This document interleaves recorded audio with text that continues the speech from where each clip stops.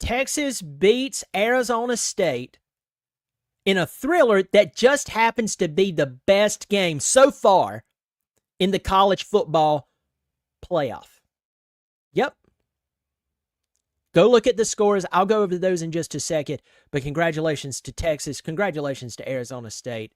But first, welcome to the channel. I'm glad you're here. If you like just arguing about college football, talking about college football, I hope you'll subscribe. If you like supporting someone who's independent, I hope you will.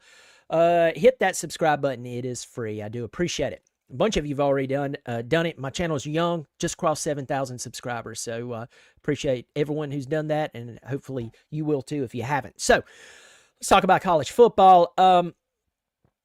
Texas jumped out in front, and it just looked like it was going to be a blowout. It really did. And if you're sitting there going, well, it ended up being 39-31 going into overtime.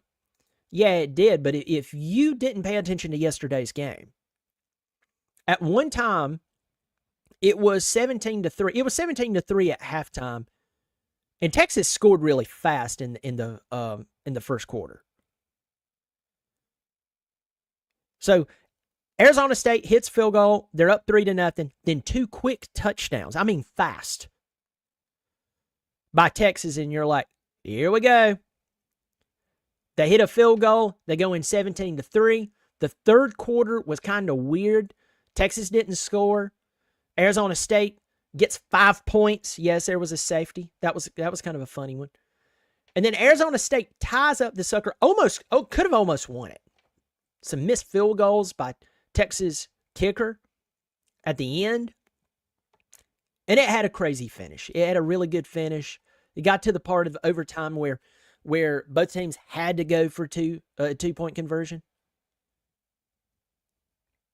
You had a really incredible reception by Matthew Golden, the transfer. 7 receptions, 149 yards in this game. On the other side, you saw Cam Skattebo. This guy pretty much did everything.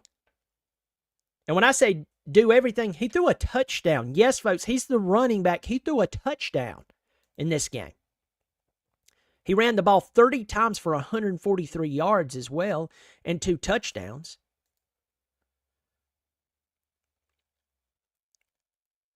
I mean,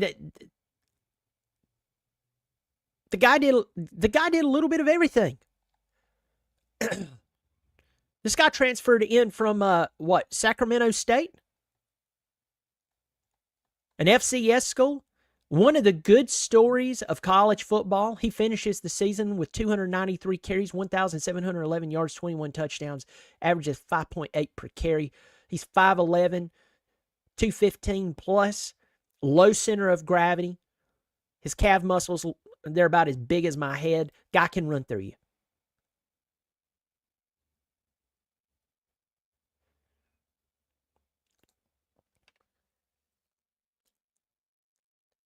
So I step back and I look at this game, and I'm telling you, it was the best game so far. It was exciting. You had a team who's historically a good football team, who's trying to get back to that consistent dominance. That's Texas. Last year they were in the college football playoff. But Texas spends a ton of money. They want more than just a college football playoff. On the other hand, you have Arizona State with a 34-year-old coach who inherited a mess. He and some transfer players takes this team down to the wire. It's one of the good stories in college football. They finish 11-3. Texas is now 13-2. But if you go and you look at the other scores up to this game, and I can prove it to you, I said this was the best game of the entire playoff. Let me prove it to you. Clemson versus Texas. I hate to talk about it, but it is what it is. Clemson lost by 2 touchdowns. Ohio State and Tennessee. Ohio State beat Tennessee by 25 points. Penn State and SMU. Penn State wins by 4 touchdowns. Notre Dame won by 10 points over Indiana, but at one time it was 27-3 in the fourth quarter. Penn State played Boise State, and while everyone was pulling for Ashton Jeanty, I called Penn State was going to win this game. They won by 17. I totally missed the Ohio State-Oregon game because, I mean, and I said this to Ohio State fans. I should start calling them that. I just morphed a word there. Instead of Ohio State fans, I could start calling them Ohio Stans. It's a mix between state and fans. They would really hate that. Maybe that's what I'll do now. Ohio State beat the crap out of Oregon. Who would have known that was going to happen? Because, I mean, you got to remember, this is the same coach that Ohio State wanted to fire a few weeks ago. Maybe even last week. But they beat the crap out of Oregon. This is an 8-point game. This is the closest game we've had.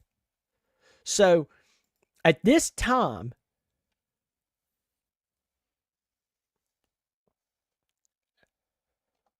I mean, this is the best game of the year.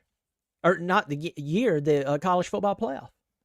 So congrats to Arizona State. Congrats to Texas.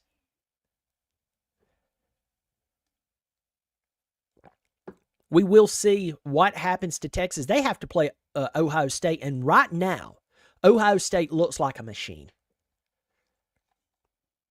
And I hate to say that, folks, but they look like a flipping machine.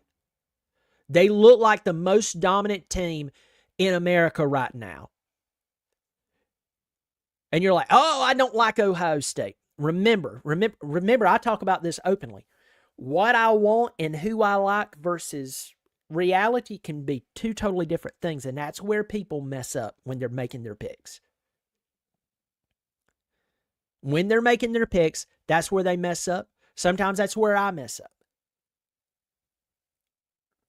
But Ohio State looks like the most dominant team in college football right now. I guess losing to Michigan does that. I guess having your job dangling over your head and they're like, we're going to fire you.